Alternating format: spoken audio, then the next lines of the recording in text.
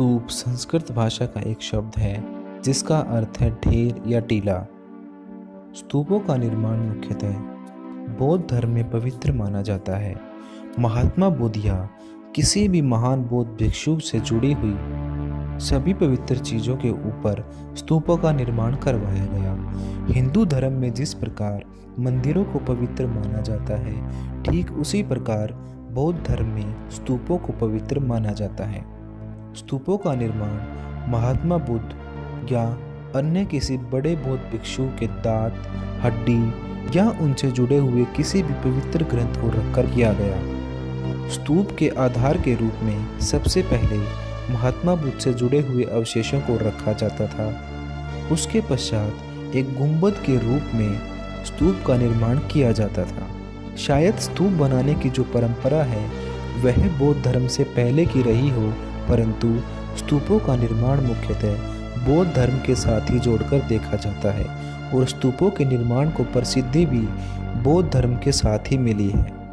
अब बात करते हैं स्तूपों का निर्माण किस प्रकार किया जाता था, यानी इन स्तूपों के निर्माण के लिए धन इत्यादि कहाँ से आता था। स्तूपों के निर्माण के लिए राजाओं, धनी व्यक्तियों, शिल्पकारों, व्यापारियों और यहाँ तक कि बौद्ध भिक्षु और भिक्षुणियों द्वारा भी दान दिए जाते थे और इन सभी के दान से मुख्यतः स्तूपों का निर्माण कराया जाता था।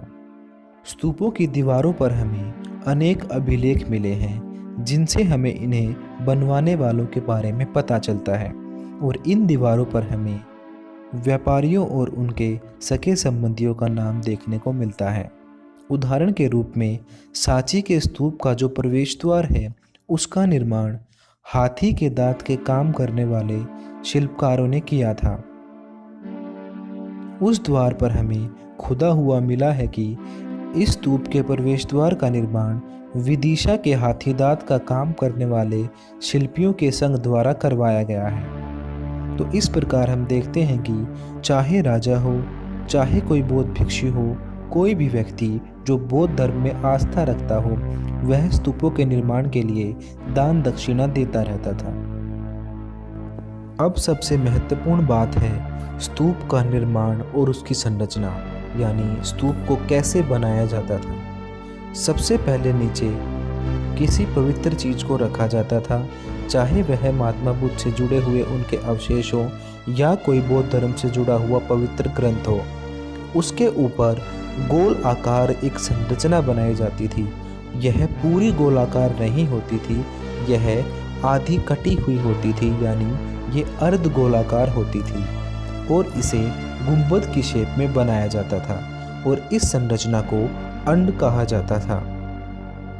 अंड के ऊपर एक और संरचना होती थी जिसे कि हर्मिका कहा जाता है। हर्मिका छज्जे जैसी संरचना होती थी जिसका निर्माण ईश्वर के आसन के रूप में किया जाता था, यानी हर्मिका को कहा जाता था कि यह ईश्वर यानी भगवान या हम कह सकते हैं महात्मा बुद्ध उनके बैठने का स्थान है। हर्मिका के बिल्कुल ठीक ऊपर एक सीधा खंबा होता था। इस खंबे को हम कहते हैं यष्टि और इसके ऊपर एक छतरी लगी होती थी जिसे हम छतरावली कहते हैं। तो इस प्रकार हर्मिका, यष्टि, गुम्बद और अंड से मिलकर स्तूप का निर्माण होता है और अंत में इस पवित्र स्थल को दूसरी चीज़ों से अलग दिखाने के लिए इसे एक दीवार से घेरा जाता था। इस प्रकार हमें स्तूपों के चारों ओर दीवार देखने को मिलती है।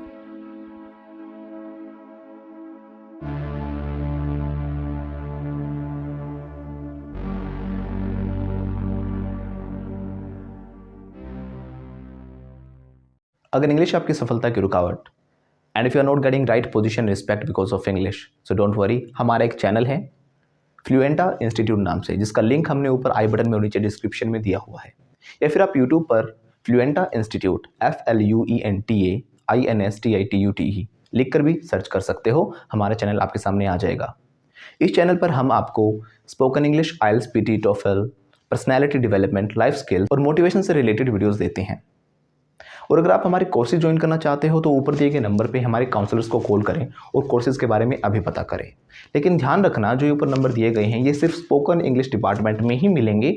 बाकी किसी इन्फॉर्मेशन के लिए या क्वेरी के लिए आप इन नंबर पे कॉल बिल्कुल मत करना, क्योंकि ये सिर्फ स्पोकन इंग्लिश रिलेटेड जो हमारा डिपार्टमेंट है वहीं पर आपकी बातें हो पाएंगी। और अगर आप चाहते हो सब्जेक्ट्स की PDF और कोई और इन्फॉर्मेशन तो आप हमें इंस्टाग्राम पे फॉलो कर सकते हो, जो कि हमने नीचे डिस्क्रिप्शन में दिया हुआ है, या फिर आप सर्च करके भी हमें इंस्टाग्राम पे फॉलो कर सकते हो। हम जितने भी बाकी सोशल मीडिया प्लेटफॉर्म्स हैं हम सभी पर अवेलेबल हैं, आप उन पर भी हमें फॉलो कर सकते हैं।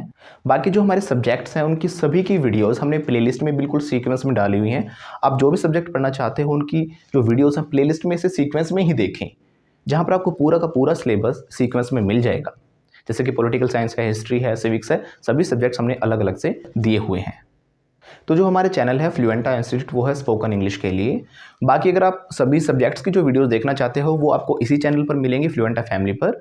और जो हमारे जितने भी सब्जेक्ट्स हैं उनकी जो वीडियोस हैं वो सारी प्लेलिस्ट में से सीक्वेंस में ही देखें। हमने सारी वीडियोस को अरेंज किया हुआ है प्रॉपरली प्लेलिस्ट के अंदर, जिनका लिंक भी हमने नीचे डिस्क्रिप्शन में दिया हुआ है। Thank you.